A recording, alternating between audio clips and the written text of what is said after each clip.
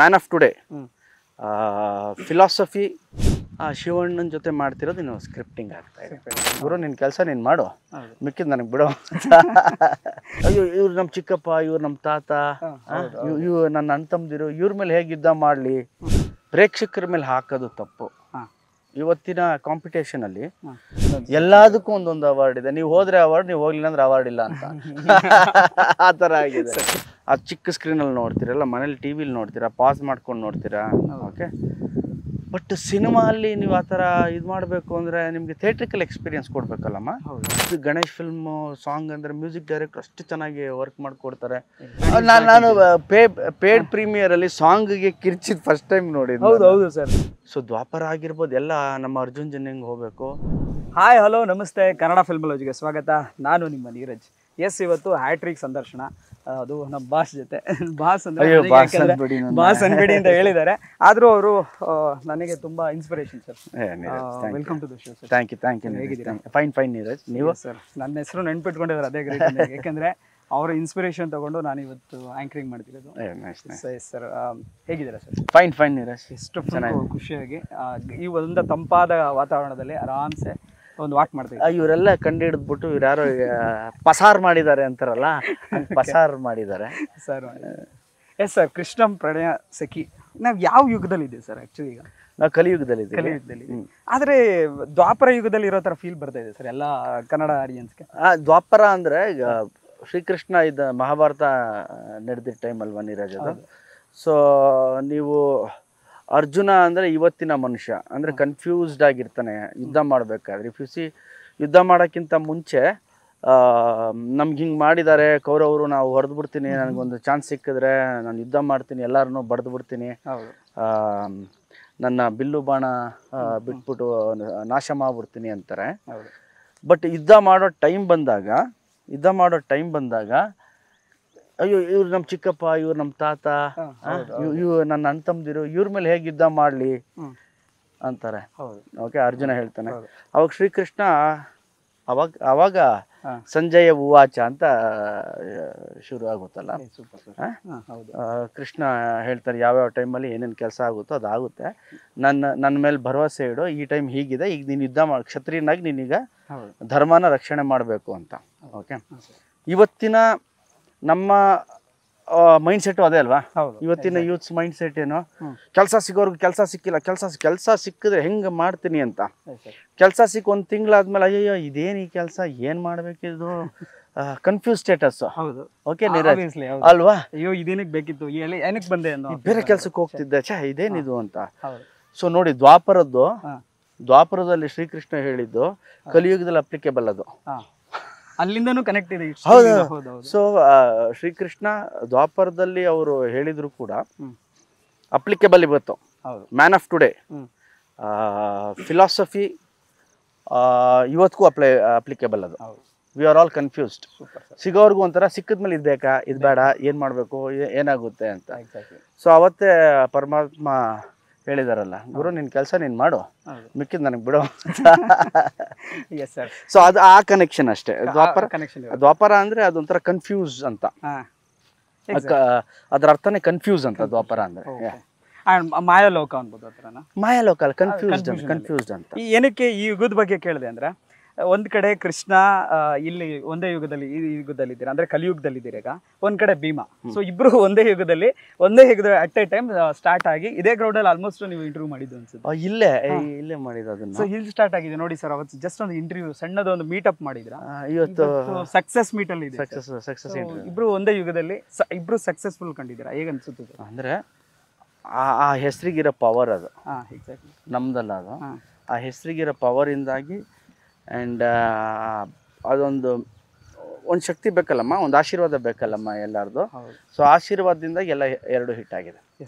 Sir actually ಈಗ ನಾವು ಕನ್ನಡ ಇಂಡಸ್ಟ್ರಿಯಲ್ಲಿ ಎಲ್ಲೋ ಒಂದು ಕಡೆ ಅದು ಆ ಥರ ಆಗ್ತಾ ಇದೆ, ಸಿನಿಮಾಗಳು ಹೀಗೆ ಥರ ಆಗ್ತಿರೋ ಅಂತ ಎಲ್ಲ ಹೇಳ್ತಿರೋ, ಬಟ್ ಇವತ್ತು ಮತ್ತೆ ಆ ಪಾಸಿಟಿವ್ ವೈಬ್ಸ್ ಬಂದಿದೆ. ಫ್ರ್ಯಾಂಕ್ಲಿ ನೀರಜ್ ಪ್ರೇಕ್ಷಕರ ಮೇಲೆ ಹಾಕೋದು ತಪ್ಪು. ಇವತ್ತಿನ ಕಾಂಪಿಟೇಷನಲ್ಲಿ ನೋಡಿ OTT ಇದೆ, ನೀವು ಬೆರಳು ತುದಿಯಲ್ಲಿ ಮೊಬೈಲ್ ಇದೆ, ಯಾವ್ದು ಬೇಕಾ ಸೀರೀಸ್ ನೋಡ್ಬೋದು, ಮೂವಿ ನೋಡ್ಬೋದು, ಎಲ್ಲ ಥರದ್ದು ನೋಡ್ಬೋದು. ಆ ಚಿಕ್ಕ ಸ್ಕ್ರೀನಲ್ಲಿ ನೋಡ್ತೀರಲ್ಲ, ಮನೇಲಿ ಟಿ ವಿಲಿ ನೋಡ್ತೀರಾ, ಪಾಸ್ ಮಾಡ್ಕೊಂಡು ನೋಡ್ತೀರಾ. ಓಕೆ, ಬಟ್ ಸಿನಿಮಾ ಅಲ್ಲಿ ನೀವು ಆ ಥರ ಇದು ಮಾಡಬೇಕು ಅಂದರೆ ನಿಮಗೆ ಥಿಯೇಟ್ರಿಕಲ್ ಎಕ್ಸ್ಪೀರಿಯನ್ಸ್ ಕೊಡಬೇಕಲ್ಲಮ್ಮ.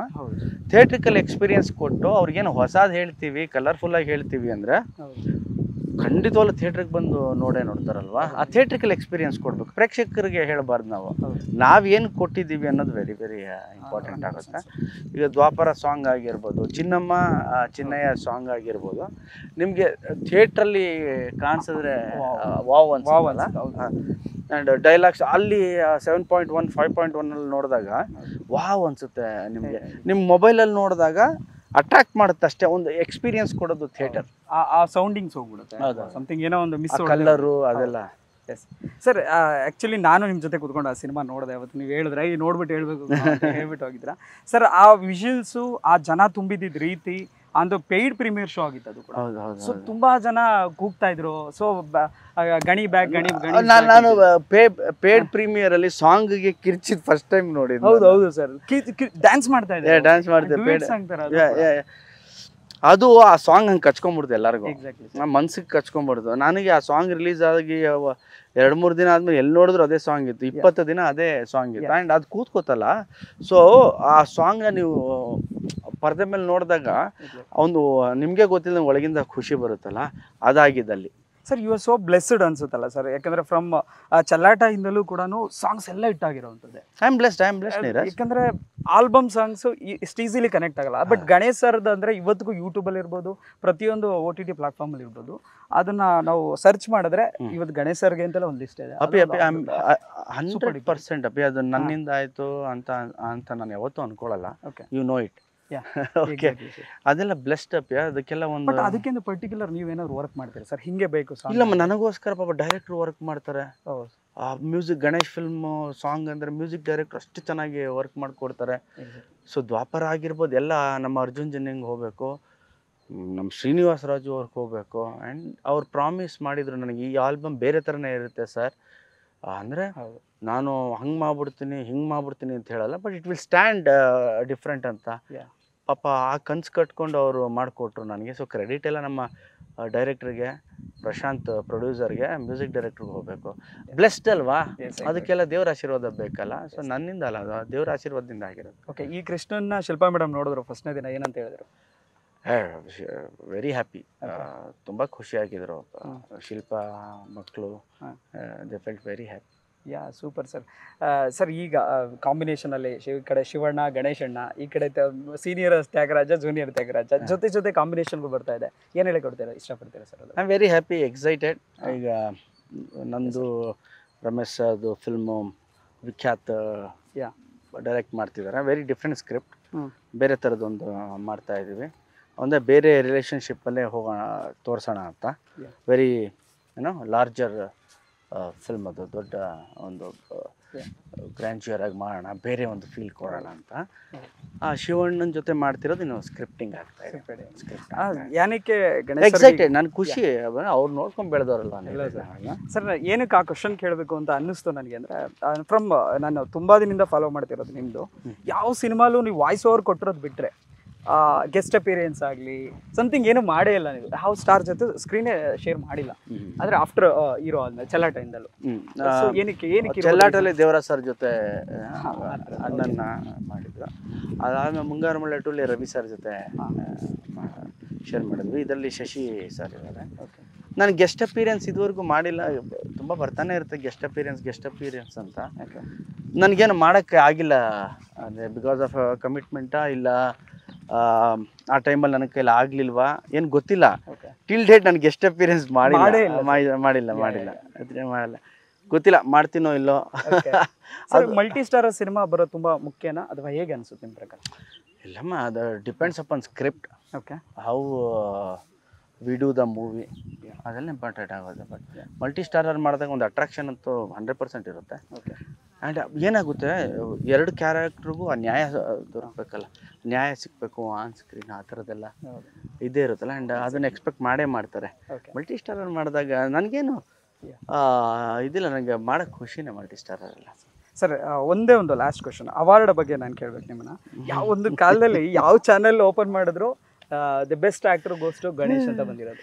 ನಾನು ಅವಾರ್ಡ್ ಫಂಕ್ಷನ್ಸ್ಗೆ ಹೋಗಿಲ್ಲ, ಓಕೆ ಏನು ಗೊತ್ತಿಲ್ಲ, ಓಕೆ ಹೋಗ್ಬೇಕು ಅನ್ಸಿಲ್ಲ ಇದುವರೆಗೂ ನನಗೆ. ಓಕೆ ಬಟ್ ಯಾವ ಚಾನೆಲ್ ಒಂದು ಅವಾರ್ಡ್ ಇದೆ ಅಂದ್ರೆ ಅದು ಗಣೇಶ್ ಸರ್ಗೆ ಹೋಗುತ್ತೆ. ನನ್ನ ರಿವಾರ್ಡ್ ಅಂತ ಜನ ಕೊಡ್ತಾರಲ್ಲ ಶಬಾಷ್ ಅಂತ reward, okay that is bigger for me. Yeah ನಾನು ಅವಾರ್ಡ್ ಫಂಕ್ಷನ್ಗೆ ಹೋಗ್ಬಿಟ್ಟೆ ತುಂಬ ವರ್ಷ. ಮಧ್ಯದಲ್ಲಿ ಶ್ರಾವಣಿ ಸುಬ್ರಹ್ಮಣ್ಯ, ಚಮಕ್ಕು, ಗೀತಾ, ಈವನ್ ಫಿಲಮ್ ನಮ್ಮ ಬಾಕ್ಸ್ ಆಫೀಸಲ್ಲಿ ಅಷ್ಟ ಇದಾಗಲಿಲ್ಲ ಅಂದರು, ಕ್ರಿಟಿಕಲಿ ಅಕ್ಲೈಮ್ಡ್ ಮೂವಿ ಅದು. ಸೊ ಅದಕ್ಕೆಲ್ಲ ಅವಾರ್ಡ್ಗೆ ಹೇಳಿದ್ರು, ಬಟ್ ಏನು ನನಗಿದಾಗಲಿಲ್ಲ. ಅಷ್ಟು ಬಿಟ್ಟರೆ ಬೇರೆ ಅವಾರ್ಡ್ ಬೇಡ ಅಂತ ಏನಿಲ್ಲ, ನನಗೆ ಆಗಲಿಲ್ಲ.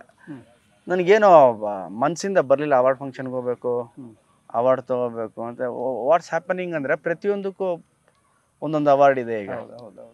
ಎಲ್ಲದಕ್ಕೂ ಒಂದೊಂದು ಅವಾರ್ಡ್ ಇದೆ. ನೀವು ಹೋದ್ರೆ ಅವಾರ್ಡ್, ನೀವು ಹೋಗ್ಲಿಲ್ಲ ಅಂದ್ರೆ ಅವಾರ್ಡ್ ಇಲ್ಲ ಅಂತ ಆ ಥರ ಆಗಿದೆ. ಸತ್ಯ ಅಲ್ಲ, ಎವ್ರಿಬಡಿ ನೋಸ್ ಇಟ್ ಅಷ್ಟೇ. ಅದು ಬಿಟ್ಟರೆ ಬೇರೆ ಏನಿಲ್ಲ. ಎಸ್ ಸರ್, ಈಗ ಒಂದು ನ್ಯಾಷನಲ್ ಅವಾರ್ಡ್ ಕೂಡ ನಮ್ಮ ಕನ್ನಡ ಇಂಡಸ್ಟ್ರಿಗೆ ಸ್ಟಾರ್ಟ್ ಆಗಿದೆ. ಆ್ಯಂಡ್ ಲಾಸ್ಟ್ ಟೈಮ್ ನೀವು ಹೇಳಿದರೆ ಕೂಡ ಪ್ರತಿಯೊಬ್ಬರಿಗೂ ವಿಶ್ ಮಾಡಬೇಕು, ಹೊಸೊಬ್ಬರಿಗೆ ನಾವು ವೆಲ್ಕಮ್ ಮಾಡಬೇಕು ಅಂತ. ಸೊ ನೀವೇನು ಹೇಳ್ತೀರಾ ಸರ್ ಆ ಒಂದು ಅವಾರ್ಡ್? Very happy. ನಮ್ಮ ಕನ್ನಡ ಚಿತ್ರರಂಗಕ್ಕೆ ಈ ಥರ ಅವಾರ್ಡ್ ಬಂದಿರೋದು ವೆರಿ ಹ್ಯಾಪಿ ಅಲ್ವಾ? ಅದು ನಮ್ಮ ಚಿತ್ರರಂಗ ಅಲ್ವಾ? ಅದು ಚಿತ್ರರಂಗ ಚೆನ್ನಾಗಿದೆ, ನಾವೆಲ್ಲರೂ ಚೆನ್ನಾಗಿರ್ತೀವಲ್ಲ. ಗಣೇಶ್ ಸರ್ ಹೇಳಿದೆಲ್ಲ ನಿಜ ಆಗ್ತಿದೆ ಅಂತ ಹೇಳಕ್ಕೆ, ತರುಣ್ ಸರ್ ಮದುವೆ ಆಗಿದ್ದು ವರ್ಷ ಲಾಸ್ಟ್ ಟೈಮ್ ನಿಮ್ಮ ಶೋ ಅಲ್ಲಿ ಹೇಳಿದ್ರ, ಅವ್ರ ಮದುವೆನೇ ಆಗೋಯ್ತು ಸರ್ ಈ ವರ್ಷ. ನೋಡಿ, ನಾನು ಹೇಳಿದ್ಕ ಆದ್ರು ಅಂತಲ್ಲ, ಅವ್ರ ಟೈಮ್ ಇತ್ತು, ಕಂಕಣ ಭಾಗ್ಯ ಕೂಡಿ ಬಂತು, ಆದ್ರೆ ಅಷ್ಟೇ. Yes sir, all the very best sir ನಿಮ್ಮ ಫ್ಯೂಚರ್ಗೆ ಆ್ಯಂಡ್ ಬರೋ ಅಪ್ಕಮಿಂಗ್ ಪ್ರಾಜೆಕ್ಟ್ಸ್ಗೆ ಹಿಂಗೆ ನಾವು ಇಂಟರ್ವ್ಯೂ ಮಾಡ್ಕೊಂತ ಅಂಡ್ ನಾವು ಸಕ್ಸಸ್ಫುಲ್ನ ಇದೇ ಥರ ಸಕ್ಸಸ್ ಮಾಡ್ತಾ ಹೋಗೋಣ sir. Thank you so much sir. Thank you.